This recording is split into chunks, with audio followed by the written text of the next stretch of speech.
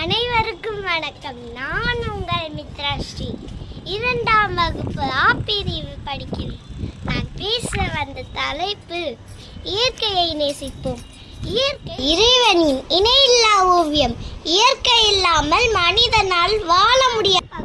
வானமும் அடிமேல் அடி வைக்கும் பூமியும், தாகம் தீர்க்கும் தண்ணீரும், சுவாசம் தரும் காற்றும், வாசம் தரும் மலர்களும், சுற்றம் சுண்ட மரம் செடி கொடிகளும், இவை அனைத்தும் சேர்ந்ததே இயற்கை.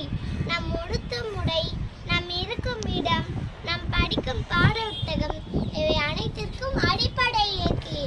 அத்தகைய இயற்கையை நான் நேசிப்போம். நீங்கள் கேட்கலாம், இயற்கை சீற்றங்கள் நம்மை சீரழிக்கிறதே, அதை எப்படி நேசிப்பது என்று.